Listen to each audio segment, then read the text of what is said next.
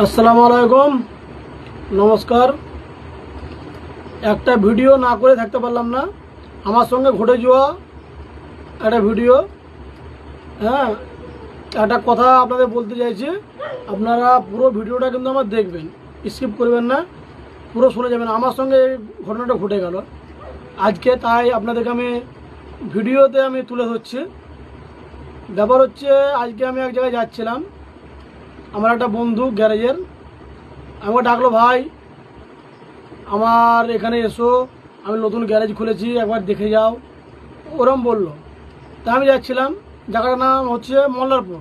আমি মল্লারপুর যাচ্ছিলাম, তো আমাকে বললো যে ভাই কেমন আছিস, ভালো আছিস, হ্যান ত্যান করলো। আমি বললাম হ্যাঁ ভালো আছি। তো জানে যে আমার বাড়িতে পেয়ারা গাছ, আম গাছ আছে, হ্যাঁ, ডাব গাছ আছে জানে। তো আমাকে বলেছিল যে ভাই আসার সময় তো ডাব নারকেল নিয়ে আসিস না। তা আমি নিয়ে যাচ্ছিলাম, তো আজকে অনেক পানি পড়ছিল। তো আমি মল্লারপুর ঢুকার কিছুটা আগে এক জায়গায় একটা বাস স্ট্যান্ড আছে, ওখানে গাড়িটা রেখে আমি দাঁড়ালাম।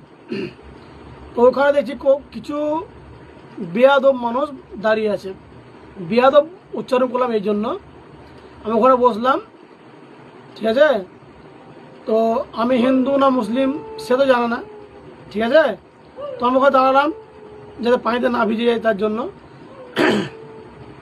তো তারা কেমন আলোচনা করছে, কথাগুলো শুনে যাবেন, তারা কেমন আলোচনা করছে।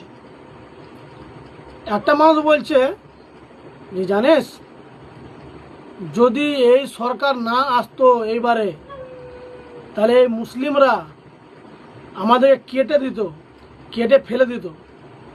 আর একজনা বলছে আমাদের গ্রামে তো কোনো মুসলিম নেই, তো কি করে কাটতো। তো বলছে না তুই জানিস না,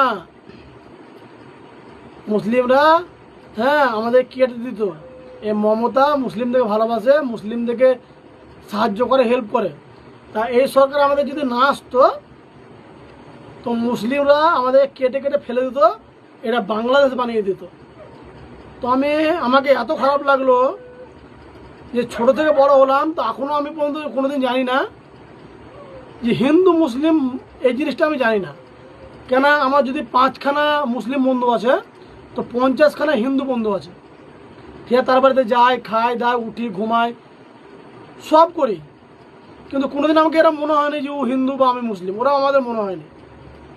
তো এইটা আমাকে খুব খারাপ লাগলো যে এদের মাথায় কেমন গোবর ভরে দিয়েছে, কেমন হিন্দু মুসলিম ভরে দিয়েছে।